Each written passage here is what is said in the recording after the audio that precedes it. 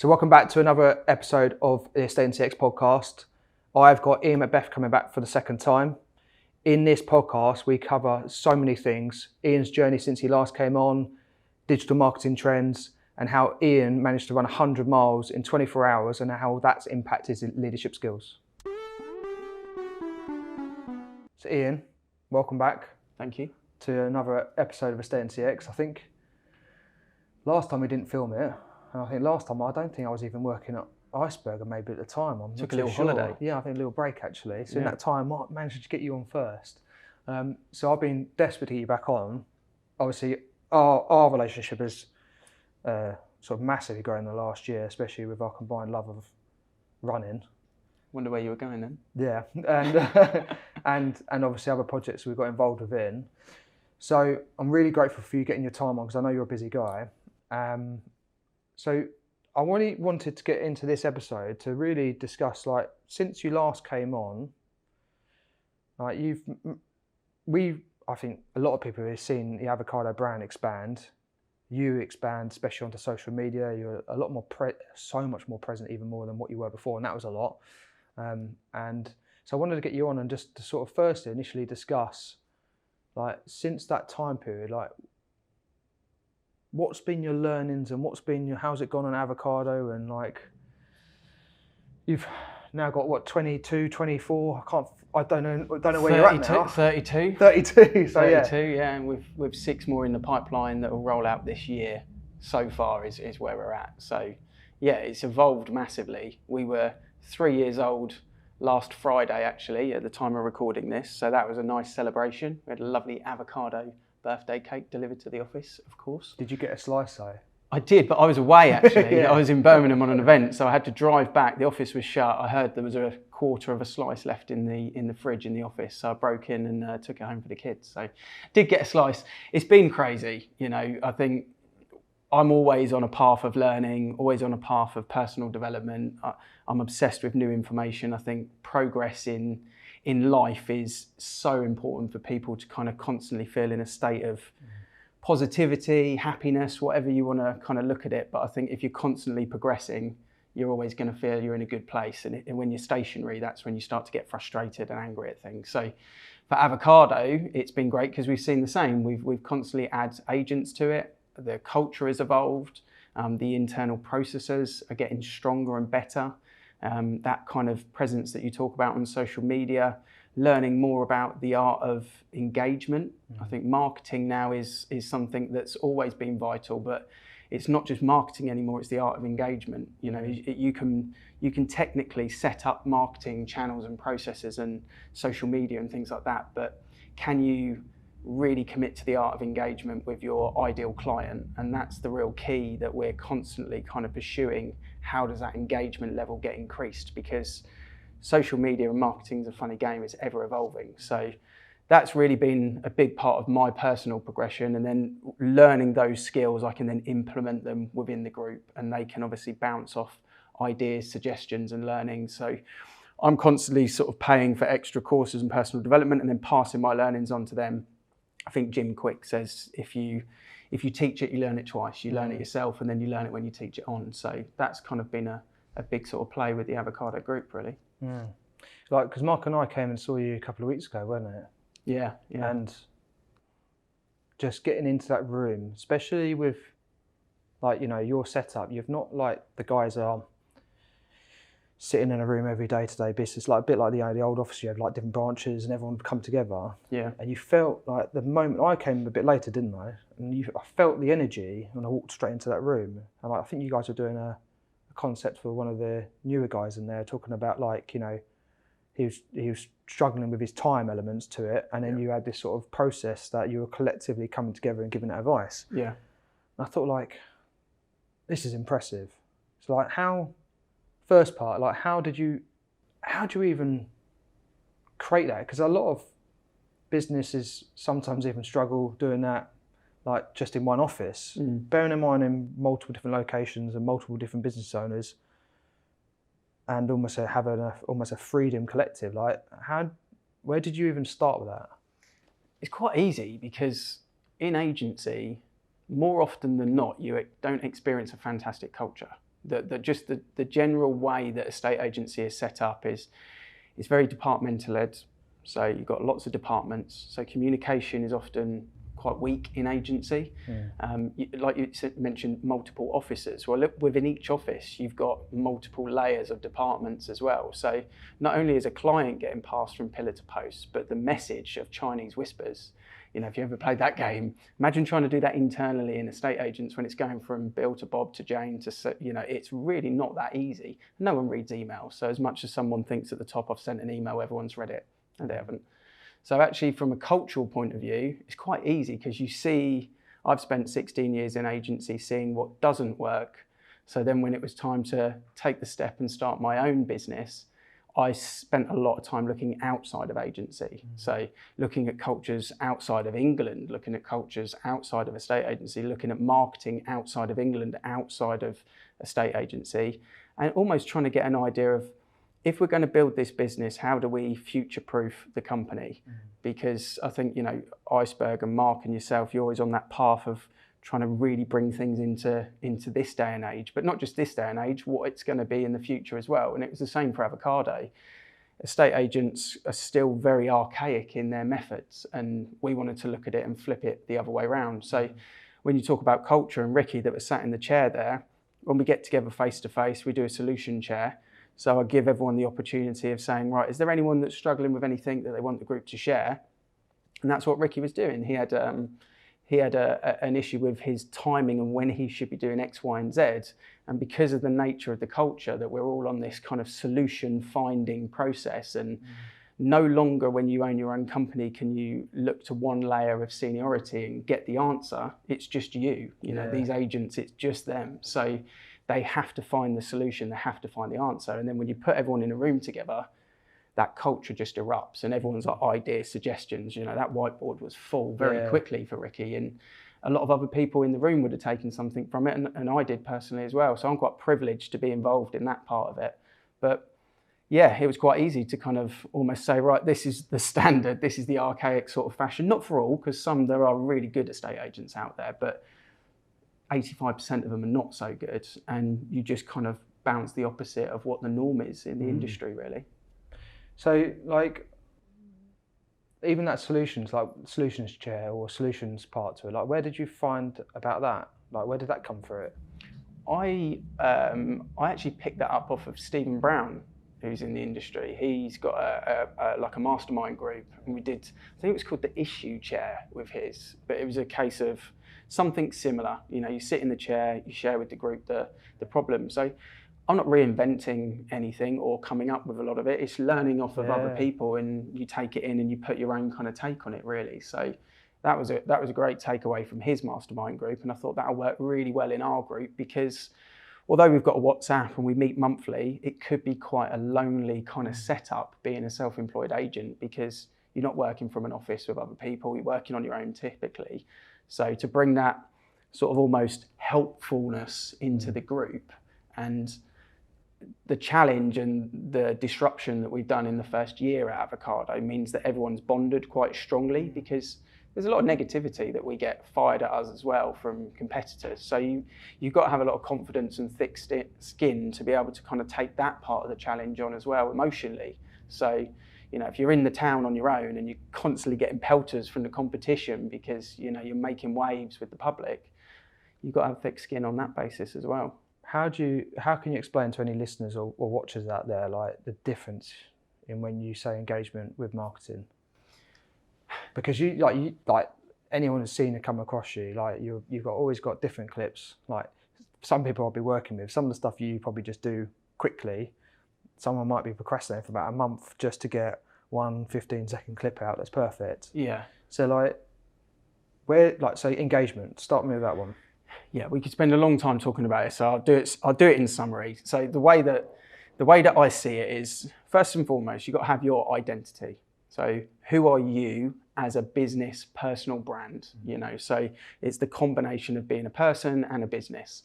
So who is your identity? What are you going to be known for? So within Avocado, if you look at kind of the USPs, if you like, the unique selling points for potentially one of the agents, you've got to make a decision. Are you the family person? Are you the video person? Are you the social media person? Are you the business owner? Are you start to finish communication? Are you the local kind of community champion? Where are you going to sit on that page and pick 3 and then home in on that? So for me, I always talk about my girls, my daughters. I'm a family guy working in a estate agency. So I move families. That's my identity. I help families move. It's not to say I don't help other people, but that's who I talk to. It's my target audience. So when I talk to families and I explain to them that I know when school runs kick in. I know that no one wants a viewing at 5 o'clock if you've got a young family, because it's tea time, it's bath time at 6 o'clock. No one wants that. Yeah. So you've got to fit outside of that. No one wants to be called at 3 o'clock because they're doing a school run. So I understand that part of it, which makes me relatable and engaging to the person listening. That's my target audience. So engagement is not necessarily about engaging everyone. It's engaging the person you want to engage with. And that's my identity. And then each different Avocado partner will have their own. And we work on that identity quite strong at the beginning to try and make sure that they feel comfortable with it and then they can articulate it correctly. When you're doing different social channels, you have to have a basic understanding that the algorithm works differently on each channel. So if I'm doing a TikTok video, it's different to a Facebook video. If I'm doing a Facebook ad, it's different to a Facebook group video, an organic post video. If I'm doing an Instagram story, it's different to a reel, it's different to a post, and obviously very different to a YouTube video. So having a basic understanding of what the algorithm is and keeping up with it as well, then makes it much easier for you to go and put a video out to the right social platform. Obviously that doesn't happen over time. You've got to learn that, and you've got to be able to put the time into your education to find that out and test it as well. You know, we've spent tens of thousands of pounds learning what doesn't work. So you have to go through that part of the process as well, of committing time and money into finding out what doesn't work so that you can get to the bit that does work, really. It's interesting because like a lot of people say they don't have time or money, and the fear of trying once, failing it, and then going, that's it, done, didn't work. Yeah, impatience, isn't it?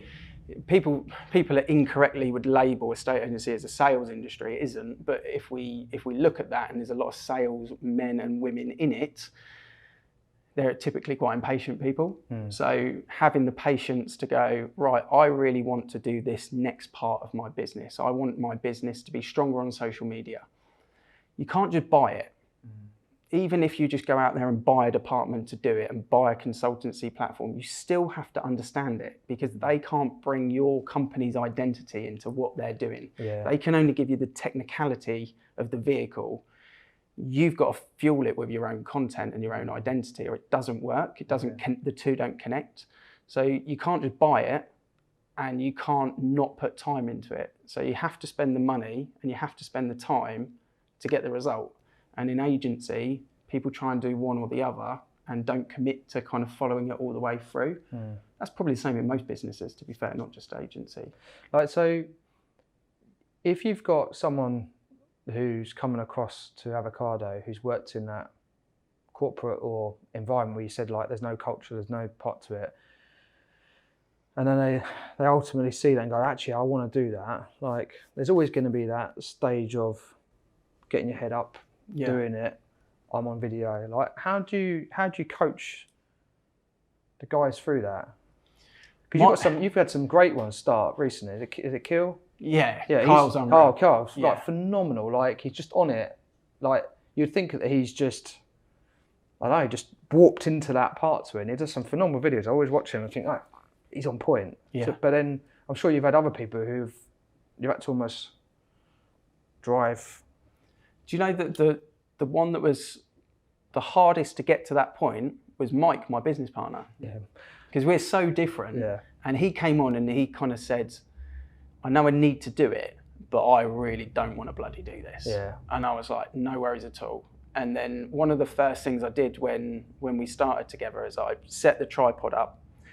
I put the Rode mics in like we've got now. And we had these 2 little tub chairs in our first office. And I said, come and sit down. chucked the tripod in there and he goes, "What are you doing?" I went, "You'll find out in a minute." And I just pressed live on Facebook and I went, "Hey, it's Ian and Mike from Avocado, going to give you an update on the week." And Mike went, "Whoa." But the beauty of that is it's straight away you're out your comfort zone. Yeah. And you realise, because I helped him by giving him questions to answer. When you're giving someone questions to answer on the topic they know, they just answer them. And he quickly then realised that actually it doesn't matter what his friends think. It doesn't matter what the old agents think that he was worried about, that he was just procrastinating on, because he's talking to his future client. And as soon as you realise you're just talking to your future client and you're just giving them the prelim before the valuation, just building the rapport, you know, when you've got those sort of techniques of sitting down on a valuation, getting to know them, having a cheeky, awkward conversation for 5 minutes, then you do the tour of the house, then you try and hit them with some comparables and try and meet at the price, and then you do your USPs, then you do your fee. All that goes out the window because they know you. So understanding from Mike's point of view that he was just building the prelim to the inevitable valuation for his perfect client meant it doesn't matter what my mates think actually. And then it was just, he didn't give a shit after that. It was like, right, I'm on it, and his identity came out. So the challenge is to just get people to understand, talk about something that you're confident in. Don't script anything if you can't read. If you can't read on camera, don't script it. Don't set up a teleprompter. I can't do that. I'll mumble all the way through. If you need prompts because you get easily distracted, set up some bullet points, write them out, and then go. And just remember you're talking to your ideal client. Talk to an individual, don't talk to a camera.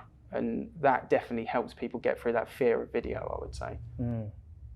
And anything else on that part? When you got that, because those people are, you tend to find a lot of people those are transitioning from a complete archaic system to a complete new version. Obviously there must be some level of them going, now I'm going to commit to this. I'm going to quit my job, 9-to-5 job. I'm going to invest into it. Like, what would you say are the other things that you probably see that people transition through? It's understanding that you're going from 90% estate agent, 10% marketer. In most agents, the 10% is leaflet drop-in, door knocking, direct mails and call-outs. That 10% disappears instantly, and you're going 80% marketer, 20% estate agent. So we're going to teach you through the blueprint, through our 41-point blueprint, you're going to learn the art of digital marketing, engaging, content marketing, the technicalities of how to run ads through Meta, through Google search, whichever way you want to look at it, how to eventually then start putting in good, strong email nurture programs that will work, what to do with your market update, where to use your USPs. All of that blueprint comes out, and most of the agents that we bring on board are kind of assistant manager level, branch manager level, area manager level. They've normally done 100, 200 plus valuations. We're not bringing on people that have done 2 or 3 years worth of agencies. It's normally 7, 8 plus. So they're already ready for learning because they're bored of what they're doing. They've done the same bloody job for so long that they're like, actually, I'm ready to embrace all these new learnings. And with Carl, it's a perfect example. I didn't know he'd be strong on video. And then bang, all of a sudden I saw his Instagram. I was like, wow, like this guy is on fire. King of content already in the group. But that was because he took the time to learn it. You know, he was doing stuff in the background 4 or 5 months before actually launching. So he put all his personal time into it. He was sitting in the office learning off of me, calls, WhatsApps, and bang, he was ready. He was confident and ready to go because he just embraced that learning kind of mentality, really. So there's so much you can do, but most of it is kind of almost just taking away the fear of what other people think and realise you're talking to a client and you're talking about things you know, and that keeps it simple. So again, on the engagement side to it, like, you've effectively built a business now, what, 32 partners, but you said obviously you've got, was it 6 more in the limelight, yeah? So you've got no real office, I don't agree with that part too anyway. You've got actual HQ and you've got its own podcast studio, and it's not like a traditional agency office. Like, and you spoke about before in the past, like how you've managed to do that digitally. Even when I was at that meeting with you the other week, like some of your partners have now built up databases greater than even their Facebook or Instagram or anything followings. Like, where do you see the value of adding, like, you know, being able to see their life cycle account? They've got 2,000 people here, but 1,000 followers here. You can nurture those people, you can communicate with those people, they're your audience. Where do you see like the hybrid between what you're looking to do with your partner model and someone using like lifecycle or a data system to then like the collaborative collection of all your partners in one system, all doing engagement, bringing into a big model there, and then being able to see the insights of it. What do you see that's an impact in your model compared to maybe traditional estate agency models if they carry on the same direction of just not doing social media, not engaging because they're scared, and archiving a lot of database off and never seeing it again? Yeah, same in any business really. You've got, how are you going to get leads into your database? Regardless of what business industry we're in, how are you going to get leads into your database?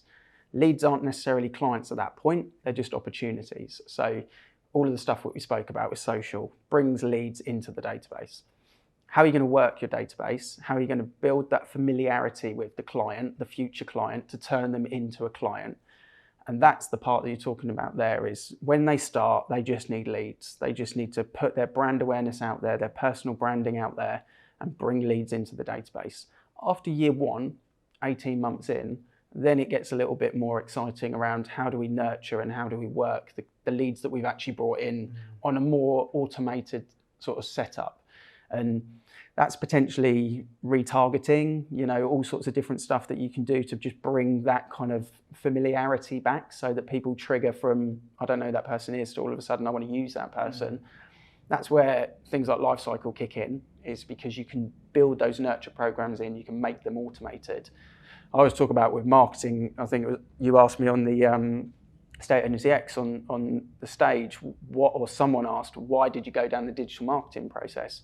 And the truth behind it is because I want passive. I want everything to be passive. And marketing in that way gives you the passive mentality that it's going to constantly come in even if I'm not there. If I'm on holiday for 2 weeks, my nurture program in the CRM will still be working. I don't need to go out and door knock. I don't need to worry about dropping a leaflet or sending a direct mail. It's just happening. The leads are coming in while I'm away. In the same way with socials, it's still running its ads, it's still doing its scheduled organic content. I don't need to go, right, well, we've had half the team off this month, that's why the figures are down.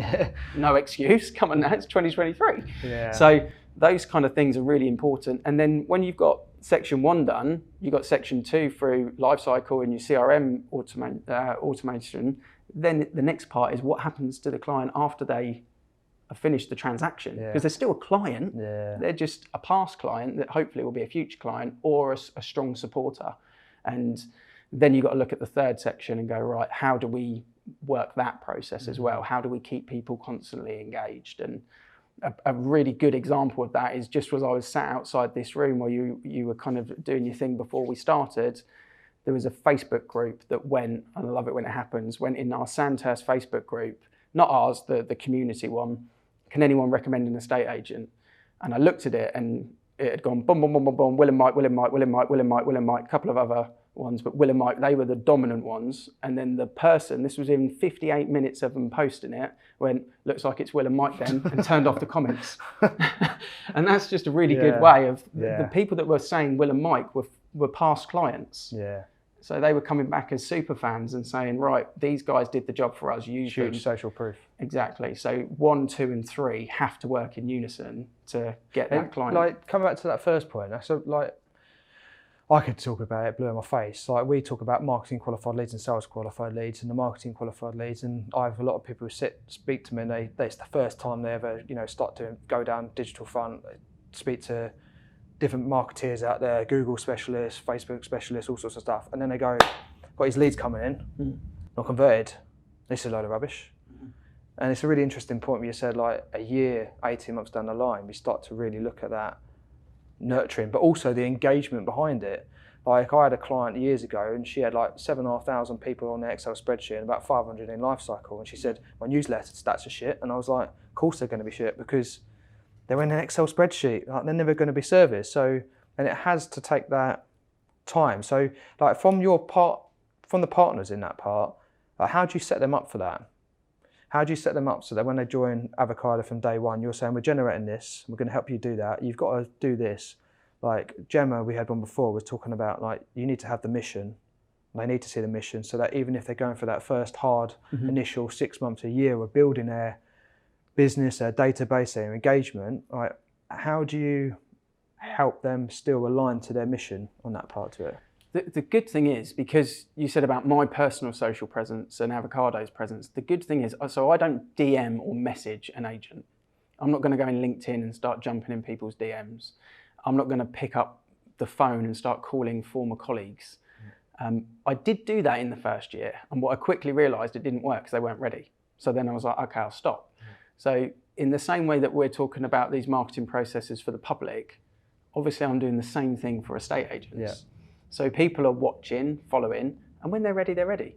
And because we're constantly talking about what we're doing from, whether it's disruption or modern, or whether it's the family community, or whether it's kind of going, do you want your hours to be locked in, or do you want them to be your hours? And you work wherever. I was talking to someone after he finished work yesterday that's interested in sort of launching in the Oxford area. And we were chatting about his time, and he was quite into his fitness and this, that, and the other. And I was like, you want to go to the gym at 10:30 every Tuesday, it's just in your diary. That's what you do. I pick my little one up on a Thursday at 3:00 every Thursday.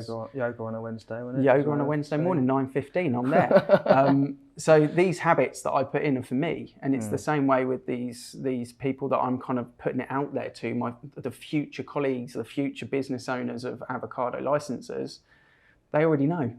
They already know the culture. And that did come through when I was in that room with the guys, because the guys who are like, your first £1 million agents in partners there, you quickly saw that there's almost like a mentoring process of like, don't worry, I've been here 2 years, like you're going through this, and trust me, 6 months later, you were in that position and where you're at now. And that you could see the energy in the room of like a really supportive collective. And the same back to that, if you've got people who are, we've learned that from years ago, like outbound sales calls just doesn't work. Like, and even I've been even the part of the LinkedIn where you have those messages from other self-employed agency models like, how you getting on? Do you want to join? I'm thinking, I don't even work in agency anymore, and you're still randomly messaging me. Yeah. So I can see you're building it, and I think the expectations are that when someone does join, like this is what it takes to be someone who works for Avocado. It's not going to be for everyone. You have to put your heart and soul into it, and get yourself out there and remove that mask of being in that traditional agency world. 100%. And whenever someone joins, I put them in the WhatsApp group, and the first thing we always say is welcome to the Avocado family. And that kind of #AvoFam little hashtag that's like a little internal one, it's just all part of that process. And when they get their merch bundle, they get their pink hoodie, they get their polo tops, they get their laptop bag, they get the Allen the key ring. All of these little things, they're all touch points to that kind of community really, and that culture. And you talk about Dan and Neil that they did £1 million banked business, 2 of them, their particular company, not including any cross-selling or mortgages or anything, just sales commission. They did it in just over 2 years. And you would think they go, well, we've got a stack of cash in our business account. You could go and do your own agency. They don't want to do traditional agency. They want to stay and be part of the group. They want to stay and be part of the culture. They could afford to go and do their own thing, but they don't want to do that. They want to carry on, and they want to grow it and build, be part of building it. And that's quite powerful. Massively powerful, because obviously you see it, that transition. Sometimes people go for the self-employed model under a group to eventually progress through. And you see that part to go, just because I need a right move account and I need access to this, and just to get myself costs going, and then I start. So to have that part to it, again, it's like you're building your real true culture of people that when someone does join, it's like, have a chat with that person who's 5 years down the line, who's turning over this is like the map's journey you can go on. It's just down to you to commit in. Yeah, that's brilliant. It's a Marine Corps approach. Again, it's something we talk about internally. My job for those agents is to be a trainer and a service. In reality, I will train and coach them and give them the services they need to be an elite agent. But one of my other jobs is to police and give them the confidence that if they're going to take a license in a certain area, that the next person we bring on is equally as strong. Because if we bring in someone weak next to them and that impacts their business negatively, I'm not doing my job as a filter. So my job is to make sure that culture is a Marine Corps approach. You're as strong as the person next to you, and you're happy to go into war with them. And that's the way that we look at it in terms of people that come and speak to me. I say one yes to every 4 that I meet.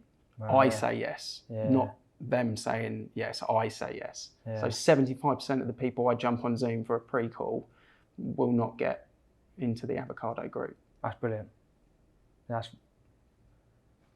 Love the setup on that. Yeah, it helps. It helps for the confidence of the group to, go, right, they've got our back, we're going to go and do our bit. Yeah, and the collective collaboration of that all under one part. You can see how, we get classed as almost sometimes being a cult. Yeah. I'm sure it's probably the same thing under you guys because of how you're portrayed. But then when you've got a collective group of people who have got pretty much the same values and the same mission they want to drive themselves towards, like you've said, like the guys there, turned over £1 million as a partnership and gone, we ain't going anywhere. Like we want to see where we can take this baby. And even Sanjay and Ellen, like now recruiting internally for another person to join on. Like that's a phenomenal place to be in. So like you're always learning. The fact that on Friday when I met you, we met virtually on a Zoom call, and you were at some golf club place. Yeah. On a 2-day course, I think it was, and that was on your 3rd anniversary. Most people would be going, I'm not going to do that. I'm going to go and parade myself. It's like we've made 3 years. Look how good we are. Like some people would be. Like so, where do you see? I know it's a crystal ball, but where do you see social media trends and that lot going for at the moment? Like where would you say if you're focusing on now, without giving your game plan away too much? Like where would you be focusing on more now, if you're an estate agent? You're into martial arts, I'm into martial arts. I would say if you're thinking of social media as a big place, so you can't just go, right, we're going to do social media. It doesn't make sense. You can't just do that. But what you can do is you can go, right, I want to learn martial arts. So I'm going to try and become a black belt in a certain level of martial arts, in a certain discipline. Same with social media. What do you want to be a black belt in? And what's the reason you want to do it? So if it's, I'm going to crack YouTube, go and crack YouTube. Focus on that algorithm, focus on what's working in your industry on YouTube, and go and smash YouTube and use YouTube as your black belt to help you with business. And once you've cracked YouTube, go and get a black belt in a new discipline. Go and crack Instagram and do it that way rather than going, right, we're going to crack social media. So we need TikToks, we need Reels, we need Instagram posts, we need Facebook ads, we need ads manager, we need to smash the groups, we need to be strong on LinkedIn, we got to get on YouTube. Geez, now I'm going to pay this neg in the office to try and do it. You're just going to do that job now. It's not an easy job, and there's a lot of time, just scheduling a post and writing the caption for it. Even a video in itself, no one watches the video unless the headline caption, the first sentence, grabs the attention and stops the scroll. So you can have the best video editor in the world. You could spend £2,000 on someone coming out and doing a video editing masterclass on a property. But if the thumbnail's average and the first sentence no good, they're just scroll. And you do that really well on LinkedIn, I see, like how it's done on LinkedIn. I think even on your posts, I noticed it, that first line. It'll be slightly different to the rest of the feed. I'll bring emojis to LinkedIn for that reason, so it'll stand out a little bit. But all of these things all add up. It's all these little micro habits that become really strong in the whole kind of vehicle that you're trying to move. So if you're an agent now and you're going, okay, I want to learn a martial arts, pretty much white belt on anything, never stepped into the arena, should we say, like where would you say, what would be the first one you'd go for? If you're a new business, I'd go straight into Facebook ads, Meta ads, Facebook and Instagram. If you're a new business, and the reason why I say that is if you've got no database, you've got no presence. I always liken this, if you want to walk across London, it will take you a long time to walk across London, but you'll walk across there. That's the equivalent of starting up Facebook and Instagram page and doing organic content. It'll take you a bloody long time to get business from it, but you can. Or you can jump on the tube and pay for it and get there a hell of a lot faster. And that's what Facebook ads do. They just plug in a boost and you're off. So not a boost as in a post, but you know what I mean? It will boost you forward to get your following and your awareness going. So if you're new, I'd start that. If you've got an existing database and you're an estate agent that's been going 15 years and you've got a really nice set of database, I would be very much inclined to go, right, I'm going to focus probably on something like YouTube, which is ever growing because it constantly captures new generations. It's not going anywhere. It's take the little TikTok trend out of the equation. It's the fastest growing social media channel since it started, and it will always be. It will never drop off. You know, if Instagram drops off, YouTube won't, because it's just the way that they set it up. It's the cleverest one out of the lot. So if you've got an existing database, I'd bring email nurture into it, and I'd plug in with YouTube, and I'd constantly cycle those videos through your email nurture to just make sure that you're re-engaging everyone with a bit more long form content, because you're going to tap into your existing and former clients. So the familiarity is there. So the longer form content will hopefully work. And you can always abbreviate that down into YouTube Shorts. And YouTube Shorts is just a great platform at the moment to tap into, because it's not as many eyeballs on it as maybe TikTok and Instagram in people's heads. But in terms of YouTube, it's massive. And that's only just arrived in the UK in the last 12 months. So it's going to fire charge. So YouTube via YouTube Shorts would be the win that I would take if you're an existing. And I only had a client, I was speaking to Gemma off camera, that like 2 months ago, she was like, oh my God, Rob. She had the moment where we'd done some email nurture campaigns, and I said to her, there's going to be a moment you're going to walk in someone's house and you're going to think they're weird, or they're going to say something to you and you need to call me that day. And she'd set some automated videos up via YouTube, reviewing life cycle in the blog, and done them on sequence. And she said, I walked into someone's house and they were like, you've dyed your hair red and it's shorter. And she was like, she's like, have I met you before? And she was like, no, I've seen your video here, and you're brown hair and longer, and you gave me some advice on that one, and I watched this other one, and like, that's the reason why I've got you around, just to, I need a little bit of advice before I put a house on the market. Yeah, that's cool. And she didn't have any clue about that, but I said to her, it goes back to that engagement, like people remembering you, that switch. So that's brilliant. Love really, that. Really good. One of the biggest magic moments I've had since launching Avocado was when I was doing more property listings. There was a particular client in Cranwood in Bracknell. Completion day kicked in, and we always go and pick up the keys from the seller on completion morning. So I popped down. I knew they had 2 young boys, because obviously I worked with them for the last kind of 4 or 5 months. So flew into Amory's, grabbed a couple of donuts for the young boys, because I was thinking they're probably going to be it's going to be doing their head in move in. So I grabbed the donuts, knocked on the door, and a different lady answered the door, and she said, "Oh, someone's here." And anyway, then Heather, the client, came to the door, and turned out it was her sister. I can't remember what her sister's name was, but Heather said, "Oh, this is our estate agent, Ian." And I was like, that's so cool, because I've always been knocking on doors and someone's gone, honey, the estate agent's here. And you're always the estate agent. But to be our estate agent was like a real magic moment. And that's what video and doing the right thing does, basically. Although you gave the kids sugar. I was gone. That's not my problem. Yeah, there you go. They were happy. Now you're in that van, you're hyped up on sugar. See you later, they were kids. big donuts as well. Nah, it's a brilliant one, because I think that, I remember when we first sat ages and ages ago, and you had your vision, and I know like I've had an interview in the past around, like, you know, you wanted to change estate agency based on what your children perceived on that. So to have those moments probably gets you to remember, like, this is why we started it. Just those magical moments, wasn't it? And it probably, for greater than the actual transaction of the house, it's like those are memorable moments. Not I banked $5,000 on that house. It's like I remember that moment when they actually called me their estate agent, not the estate agent. Yeah, that's brilliant. Yeah. So last bit I want to get you on camera about is, like, I remember meeting you a couple of years ago, and like we shared the passion of running. And I remember you doing like the London Marathon, going, that was tough. Don't know if I should do it again. And then since then, you're now like a proper ultra runner. You're not like, I've done an ultra. You go out and run marathons like they're a 5K. Probably not in how you feel, but how it's perceived. So I've got a big passion for looking at performance in leadership around growth, but also around how people do it within fitness. So for anyone who hasn't followed you, it'd be bonkers, or anyone who hasn't listened, like, you ran 100 miles last year in an ultra event within 24 hours.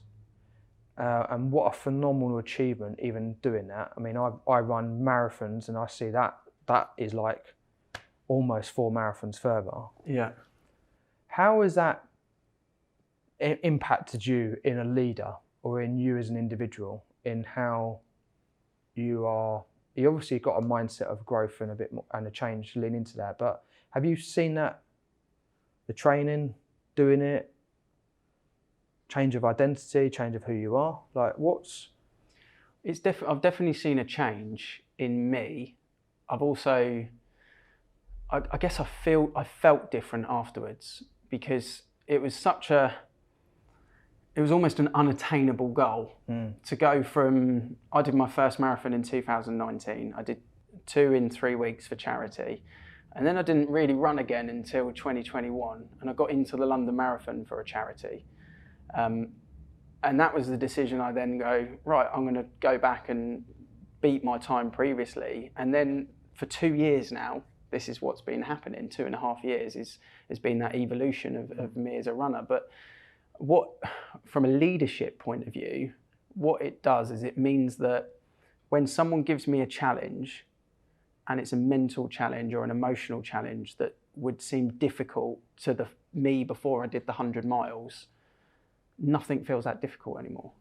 So when someone comes to me with a problem, I'll find the answer, because I went through 2 o'clock in the morning where I'd run for 20 hours, 18 hours, and I'd run 75 miles and my knee was broken, not physically, but felt like it was broken. And I was flat, and I looked around at my camp and no one was awake. Everyone had tapped. There was no one else doing the run anymore.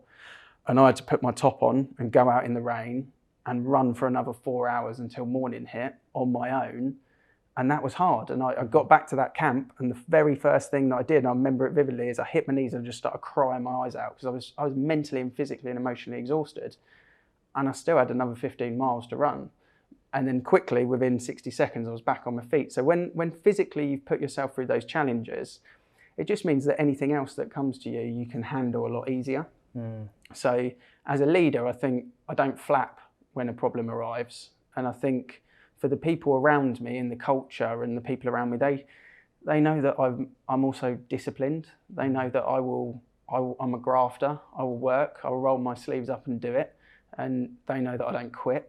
So I think by being in an environment that I'm part of will hopefully help them have the confidence that, all right, Ian's done that. So to be fair, he's going to commit to something that he's going to do, and he's not going to tap on it. So going a bit back, like you said, like that military mindset, marine mindset in your organisation and the culture, like very much. If you're at the forefront of trying to lead it, and you've got these partners coming on board, they're looking to the left and looking at you. They see it. They see the training that I do. I mean, there's 50% of getting an event like that done and pushing yourself way beyond anything that I'd ever done before was the training. The training will bore people on this podcast. I won't go into it, but you have to train. But the other 50%, and 50% that only gets you there, the other 50% are 3 things that you can really bring into business in any which way. 3 things that got me to the finish line. Number 1 was, for a month before, I was constantly visualizing the finish line in my head. I went through, I would go out on my own, and I would constantly immerse myself in that finish line of going through, one arm in the air, cheering the fact that I'd just done the 100 miles. It was such like a celebrating moment for me that was just constantly, every training run I did for a month, I was going through that. So I'd connected with what that feeling felt like. The other thing that I did was, I had this quote in my head: legacy must be earned, it cannot be bought. And when I was running around, especially in the night, I was constantly just putting that in my head, that it doesn't matter how rich someone is, it doesn't matter how famous they are, it doesn't matter how much money they got in their bank, what they've got on their drive, they can't buy this. No. So it's me versus me to finish 100 miles, and it's only me that can do it and achieve it. And when I get that medal, get that t-shirt, and I've got a yellow t-shirt that says 100 Mile Club on the back, you have to earn that. And if you earn it, you properly earn it. And the third thing that I did was strategy. In Excel, the night before, I knew what I'd need to do on the different time slots to make it happen. So it's planning. So from a business point of view, you've got to have that belief and that kind of visualization of what you're trying to achieve, which was me, the finish line. You've also got to have a mission, a purpose. For me, it was that quote. Why am I doing this? Was all around that legacy element of things had to be earned.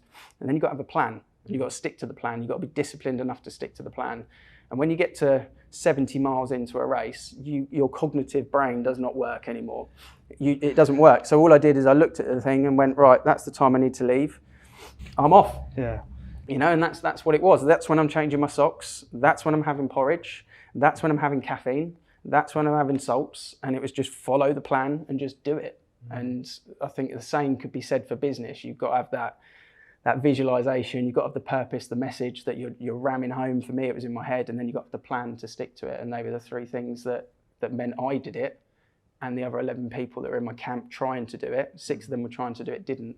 They didn't have those 3 things that I'd put in. Especially when, like you said, like 70 odd miles into it, you come back to the camp and everyone's like, I'm done, mate. Yeah. Like, that would be easy for someone to go, yeah, I'll just sit down there, like, so. Yeah, it was the lap. The lap that I came in crying was because I was needing to get round, and I was really struggling with my meniscus, and I was constantly just thinking. For most of that lap, I was saying in my head, I told Grace I was going to do it. Grace is my daughter, and because she knew I was going to do 100 miles, I was thinking, I can't like not do it because I've told her I'm going to do it. And that whole thing, just for like 2 or 3 miles, had just really triggered in my head. And I don't know why. It was everything all kind of burst into one. And then that just like launched that emotional kind of like hit the knees. And then one of the guys kind of made me some porridge, and I ate the porridge, got changed, fresh pair of pants, and then I was on cloud 9 for the rest of the race because I knew I was going to finish it. Yeah, that's brilliant, mate. Yeah, it's pretty cool.